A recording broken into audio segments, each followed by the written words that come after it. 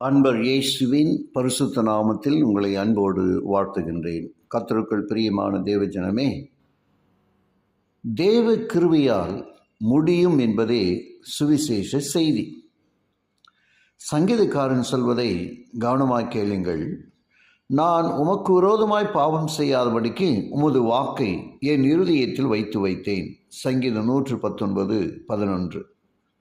மேலும் யோவான், தேவனால் பிறந்த எவனும் பாவம் செய்யான், ஏனெனில் அவருடைய வித்து அவனுக்குள் தரித்திருக்கிறது. அவன் தேவனால் பிறந்தபடியால் பாவம் செய்ய மாட்டான். 1 யோவான் 3:9 நாம் வாசிக்கின்றோம். பாவத்திலிருந்து மனிதனை விடுவிக்கவே இயேசு இவ்வுலகிற்கு வந்தார். அவருக்கு இயேசு என்று பெயரிடுவாயாக, ஏனெனில் அவர் தமது ஜனங்களின் பாவங்களை நீக்கி அவர்களை ரட்சிப்பார். மத்தேயு 1:21. கிறிஸ்து இந்த உலகில் வாழ்ந்தபோது அவரிடம் வந்தவர்களின் பாவக்கட்டுகளை அகற்றி பிசாசின் பிடியிலிருந்து விடுதலை படுத்தினார். இஸ்ரவேலர் எகிப்து நாட்டில் அடிமைகளாக்கப்பட்டனர். அடிமைகளுக்கு எவ்வித சுதந்திரமும் உரிமையும் கிடையாது. ஆளோட்டிகள் அவர்களை மிருகங்களிலும் கேவலமாக நடத்தினர். அவர்களின் தாழ்வில் தேவன் அவர்களை நோக்கி பார்த்தார்.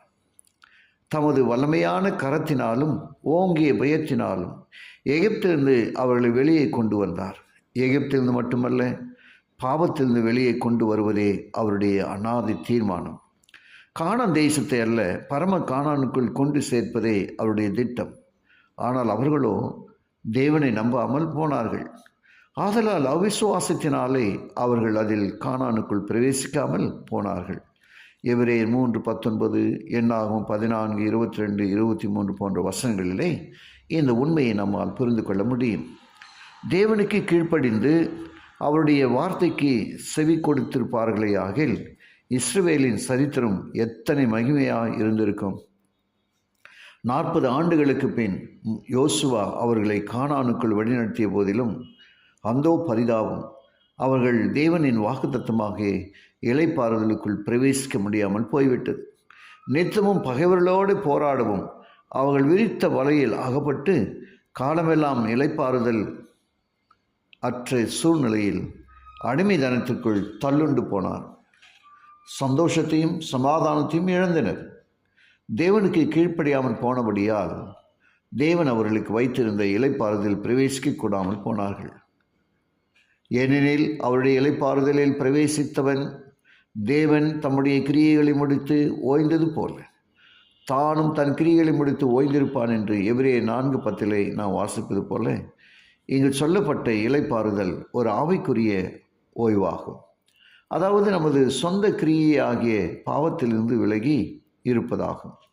இந்த இளைப்பாறுதலுக்குள் வரும்படியாகத்தான் தேவன் தமது ஜனங்களை அழைக்கின்றார்.